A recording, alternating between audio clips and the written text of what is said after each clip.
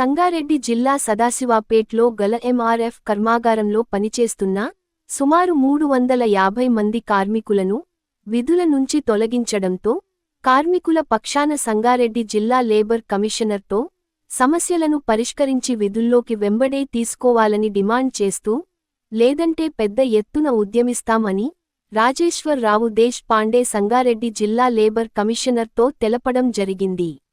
ఈ కార్యక్రమంలో కార్మికులు తదితరులు పాల్గొన్నారు।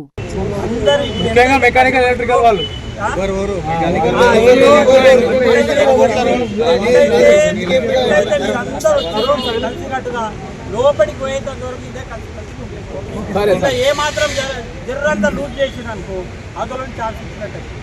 అందుకని మీ దాంట్లో నేను ఎందుకంటే 10 మంది లోపలికి వచ్చి ఆ 10 మందిని వాడు చూసుకున్నాడు అక్కడ మొన్న 20 మంది ముంగటయ్యేది వాళ్ళ పని పట్టుకుంటా అంటే వాళ్ళ బతుకుంటారా? జై బీజేపీ, భారత్ మాతా కీ మీకోసము ఆ 10 మంది కూడా ఏంటంటే 350 మంది కొట్లాంటి వాళ్ళు 10 మంది కోసం కాదు, 10 మందిని ఇడిచిపెడితే మళ్ళీ ఎవరు అవునా కదా? ముందుకు పోయేటట్టు చేస్తారు వాళ్ళు, అది పెట్టుకుంటున్నారట। సీసీ కెమెరాలను చూసినాము, ఎంతో మంది అవన్నీ అవన్నీ ఏవన్నీ ఉండాలి కంపెనీ 3.5 సంవత్సరాలు కొట్టాలి। రేపు 10:30 కల్లా వస్తారంట డీసీలో ఒక్కరు రాకుండా ఒక్కరిని తీసుకోకుండా ఎవరు పోవద్దు, అంతమంది తీసుకుని ఒక్కరిని ఇచ్చిపెట్టినా వాళ్ళు కూడా పోవద్దు।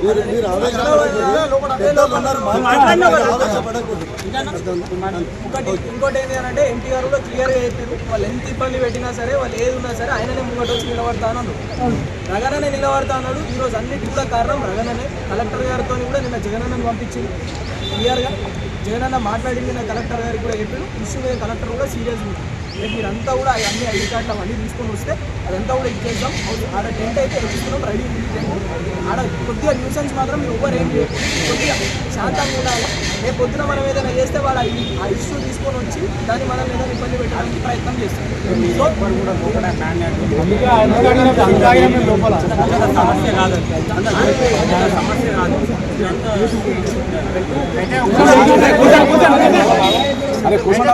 ఏమంటారంటే అపాయింట్మెంట్ లెటర్స్ లేవన్నట్టు, అపాయింట్మెంట్ లేకపోతే ఏం ఇబ్బంది లేదు, డేట్ ఆఫ్ జాయినింగ్ మీరు గుర్తు పెట్టుకోండి, వాళ్ళ అధికారులు అడిగినప్పుడు చెప్పండి అపాయింట్మెంట్, ఇప్పుడు అపాయింట్మెంట్ జాయినింగ్ డేట్ చెప్పండి। ఎందుకంటే వాళ్ళు 4 రోజులు టైం అడిగారు, మనం కాదు అన్నాం కాబట్టి డిసిషన్ ఏం చెప్తుందంటే రేపటి నుంచి ఎంక్వైరీ స్టార్ట్ చేస్తా అంటే ఎన్ని రోజుల నుంచి పనిచేస్తా ఉన్నారు ఏం సంగతి అంటే గ్రౌండ్ లెవెల్లో రిపోర్ట్ తీసుకుంటా అని డీసీఎల్ గారు అన్నారు। అఫీషియల్గా రేపు వాళ్ళ వర్క్ స్టార్ట్ చేస్తా ఉన్నారు। వాడు ఎల్లుండి ఏం చెప్తాడు అవతల ఎల్లుండి చెప్పకుండా మన పని స్టార్ట్ అయిపోయింది। మీరు మాత్రం యూనిటీగా ఉండాలా, అందరం కొట్లాడాలి, ఒక్కరు బయట ఉండకుండా అందరు లోపల పోయే ప్రయత్నం చేస్తే 100% గెలుస్తాం। మీ యూనిటీ ఉంటే మాత్రం గెలుస్తారు, ఇచ్చగొట్టినట్టు చేయకండి। ఇంకా చాలా మంది